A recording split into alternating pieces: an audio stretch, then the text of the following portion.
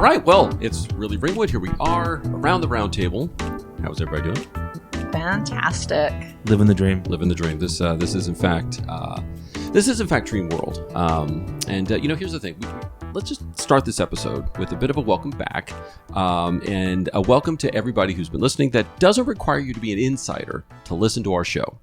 Now, this is kind of in contrast to a few of the Ringwood Facebook groups that many of you are a part of, and that many of you just might not know that they're quite slanted to give you only one side of the story. So if you're a member of some of these groups like Ringwood Moms and Dads or Ringwood Voices, ask yourself, why does it appear that there's only one side to anything that happens in our town in here? And why is it that anyone who thinks differently is bullied or trolled into silence or just get kicked out? I mean, we were asking ourselves that question about a year ago, and here we are a year later, and you're listening to us. Yeah, right. So listen to us to hear the other side of the story, or listen to us to see if we even mention your name. Whatever your reason for being here, we're glad you're here.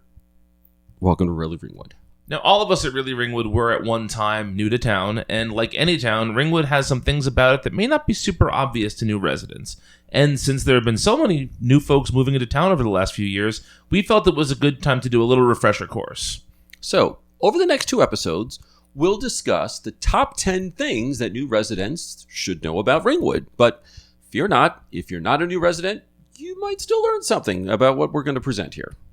So, number 10, important dates to know. We're starting off with a bit of a catch-all of dates and schedules that may not be intuitive or in some cases may not fit with what you presume. For instance, Ringwood doesn't do fireworks for the 4th of July. We don't do fireworks on the 4th of July? Or Memorial Day. Or what? Or Labor Day. Get out of here. Not Arbor Day, Bastille Day, Earth Day. No holiday in town has fireworks attached to it.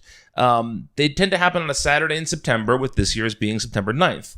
Now, this is described as a fireworks display to honor the town's volunteers, which is a lovely gesture, but is also something that, if you just moved here, you'd be surprised about. Like, why are these on a random Saturday in September? Very good. So for those of you listening, you live here in Ringwood, our fireworks are on September 9th. Be there. You're going to love the display. And for the other 364 days when someone's shooting off a random firework around the lake, sorry about your dogs, but this September 9th is going to be the big one.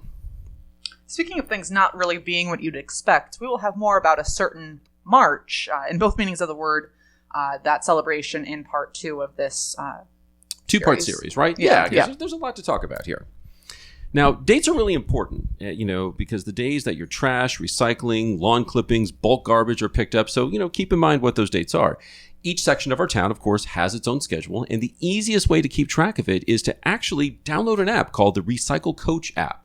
It's going to let you enter your address. It'll give you a push notification the night before pickup. It's handy. If you're not using it, there you go. It's a free app. Get out there and download. And our town also does a townwide garage sale one weekend in September each year. The borough puts together a map so that you can see all of the various homes that are participating, and make sure to get your info submitted on time so that you can be part of that as well. That's going to go on September 23rd and 24th of this year. Right. Now, as someone who has participated in that before, we've gotten great traffic. We've unloaded a lot of great stuff. So, if you've got a closet full of things or you've got kids that you're just trying to, upcycle and get that out, make a few bucks, give it away for free, get yourself on the map, people come find you. Of course, there are a lot of other events that pop up over the course of the year. The Ringwood Education Fund does a 5K every year. The various lakes hold different events. There are always a few dine to donates each month at a local restaurant. The best way to keep abreast of these are to join the various Facebook community groups that we discussed earlier. Yeah, in fact, you can thank those groups, as we mentioned, almost like they're the sponsors for this show. So thank you again for letting us all come together. Number 9, Skyline Drive. If you live in Ringwood, you know about Skyline Drive, and it strikes fear in the hearts of travelers everywhere. So yes, Skyline Drive is obviously the main road in and out of town. It's not always closed in the winter boogeyman that a lot of out-of-towners think it is. Yes, it does close during inclement weather and sometimes at odd or inconvenient times, but with Ringwood Avenue as a straight, flat road into town, as well as access from Route 17 via Sloatsburg Road, it isn't as if when it snows you're trapped in Ringwood with just the bears to keep you company. Ooh, we got to talk about the bears at some point, right? We will talk about the bears. In part 2, we'll have a conversation about our fuzzy friends. Okay, good. Excellent.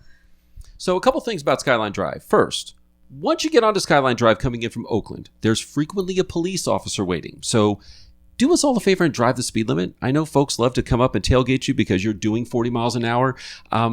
drive the speed limit at all times. It's a windy road up and down a mountain, and there's no reason to be reckless or, put your life at risk or the lives of anybody else that lives in our town. Also, by signing up for Ringwood's reverse 911 service, you'll get notified of closures and construction, not just on Skyline, but all over town. We've got a link to this service in the YouTube description of this episode. Now, something in town that can stink. And I'm not sure if I can speak for all of us, but I grew up in a house that was on a sewer line. And so when I bought a house in Ringwood, I presumed that, I was going to have the convenience, but no, you're going to have a septic system. And I researched everything and heard the worst things about septic systems. And yeah, if you've got an old or a faulty septic system, the cost of replacing that thing or repairing it can be astronomical compared to just simply calling the town and saying, hey, something's wrong with the sewer on my street.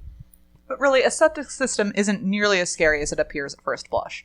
Once you learn the very basics, nothing you wouldn't eat goes down the drain, make sure certain products are septic safe, do regular pumping, you're basically set.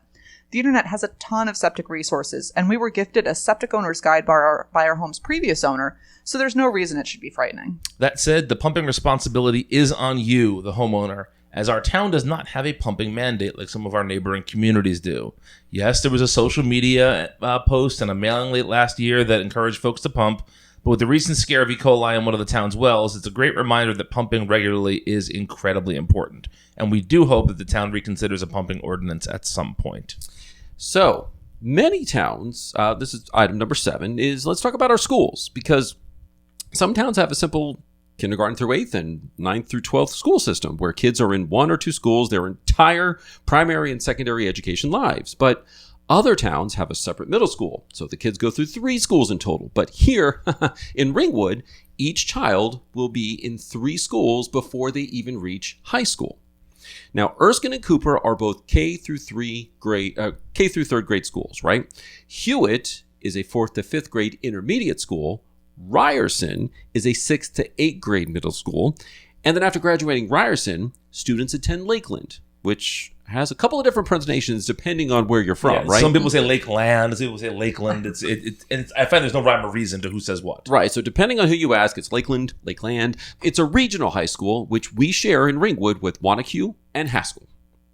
Now, all of the Ringwood-only schools are served by the Ringwood Board of Ed, with Lakeland having its own Board of Education. And we'll be discussing the Ringwood Board of Ed in a future episode later on this season. Stay tuned for that. Stay tuned for that. Number 6, nature. One of the reasons that people chose to live in Ringwood, if not the only reason, is because of all of the nature that surrounds us here. We have the Ringwood State Park, the Tranquility Ridge Park, a Passaic County Park, the Highlands Natural Pool, and Shepherd's Lake, not to mention the lake communities that make up the heart of the town. We've spoken about the lakes before in a previous episode if you want more information about Skyline, Cupsaw, and Erskine Lakes. One topic we'll be focusing more on in the future is the idea of ecotourism in town, and specifically the council's lack of insight and plan for ecotourism. Every weekend, this town gets hundreds of visitors, either to hike or swim, or who are passing through on the way to Warwick, West Milford, or elsewhere, or who are visiting one of the 2 manors, Ringwood or Skyline, or the state botanical gardens that are here in town. We have a real opportunity to not just host these amazing resources, but maximize them and help us take advantage of the ecotourism to help this town grow to even be something even better than it already is. Yeah, it's one thing to listen to all the cars go by and the motorcycles go by when you're near Skyline Drive. It would be great to have a place where they can stop and eat, a place where they can stop and find out more about what's here. And really, they can't. It's just like it's a bypass to get from the other side of the mountain to where they're trying to get to. It's a missed opportunity to showcase who we are, what we are, and to really just make a lot of revenue out of that. So that's it for part 1. We'll return real soon with the second part.